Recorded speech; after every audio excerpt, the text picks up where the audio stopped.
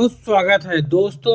Employees की pension को लेकर बड़ा अपडेट है। अगर आप भी एक एम्प्लॉय है और लगातार अपनी पेंशन सैलरी से संबंधित खबरों पर नजर बनाए हुए हैं तो यह वीडियो आपके लिए बेहद इम्पोर्टेंट होने वाला है।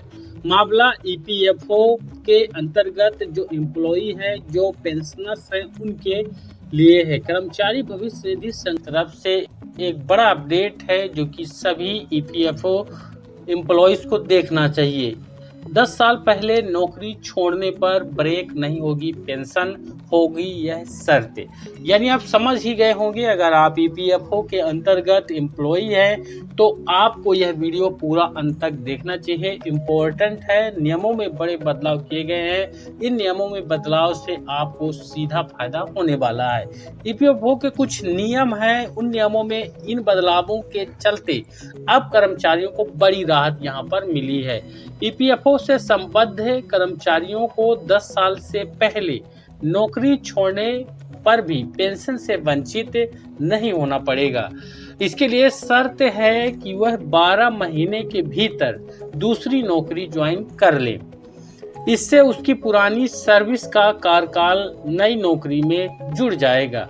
पहले नौकरी छोड़ने के 2 महीने बाद सर्विस ब्रेक हो जाती थी। यानी इसमें नियम ये था कि 10 साल की सेवा पर ही पेंशन मिलेगी। कोई बंदा या कोई वर्कर अगर 5 साल सेवा करता है, किसी कारणवश उसको नौकरी छोड़नी पड़ती है, तो 2 महीने के अंदर ही उसके जो काउंटिंग होता था, पेंशन का क्राइटेरिया होता था, 10 साल का नियम, उससे वह वंचित हो जाता था। लेकिन इस नए नियम के आने से इस तरह के एम्प्लॉयज को बड़ा राहत मिलेगा। अब इस नए नियम का फायदा कानपुर रीजन के 3.3 लाख कर्मचारियों को इसका फायदा मिलेगा। ईपीएफओ से संबद्ध कर्मचारियों की 10 साल नौकरी पूरी करने पर 58 साल की उम्र में पेंशन मिलती है। अब कानपुर क्षेत्र के 13 जिलों में ईपीएफओ में पंजीकृत 25,000 कंपनियों और संस्थाओं में 3,32,906 कर्मचारियों को इसका लाभ मिलेगा। कानपुर परिक्षेत्र ईपीएफओ में कानपुर नगर देहात, औरैया, इटावा, कन्नौज, फर्रुखाबाद, जालौन, बांदा, चित्रकूट, झांसी, हमीरपुर, ललितपुर, महोबा, फतेहपुर और उन्नाव शामिल है। ईपीएफओ में एम्प्लॉय और एम्प्लॉयर शेयर जमा होने पर एम्प्लॉयर शेयर करीब 4% हर महीने पेंशन फंड में जमा होता है। ईपीएफओ में बदलाव के तहत नौकरी छोड़ने पर 75% पीएफ कर्मचारी निकाल सकते हैं। पहले नौकरी छोड़ने के 2 महीने बाद पूरा 7% पीएफ निकालने का नियम था। अब 25% जो पीएफ ईपीएफओ ने रोक लिया है। इसे निकालने के लिए 1 साल का इंतजार करना पड़ेगा, यानी कि 12 महीने का। 75% पीएफ की राशि आप निकाल सकते हैं और 25% राशि ईपीएफओ पर जमा रहेगी। वह आपको मिलेगी जब 12 महीने हो जाएंगे नौकरी छोड़ने के बाद।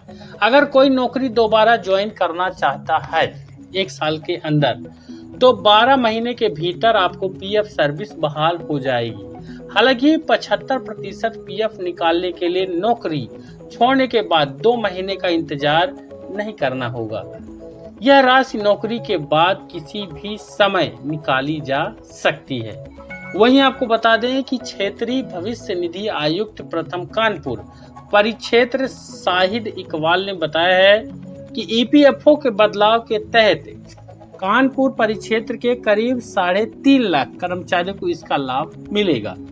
नौकरी छोड़ने के बाद पूरा पैसा निकालने के नियम में 25% रकम का 1 साल तक रोकने के पीछे मंशा है कि कर्मचारियों का मन बदलने पर उसकी सेवाएं समाप्त न हो। 1 साल के भीतर दूसरी नौकरी ज्वाइन करने पर पेंशन के लिए सर्विस ब्रेक न होने से कर्मचारियों को इसका सीधा लाभ मिलेगा।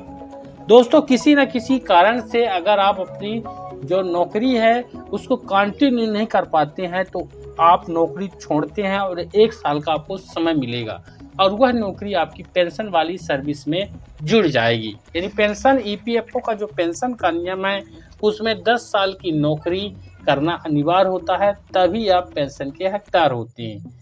हालांकि पेंशन का लाभ आपको 58 साल की उम्र में मिलता है। वर्तमान में ईपीएस पेंशन बढ़ोतरी का काफ़ी ज़्यादा जोर शोर है और इस बढ़ोतरी को जल्द ही लागू किया जाएगा सरकार के द्वारा।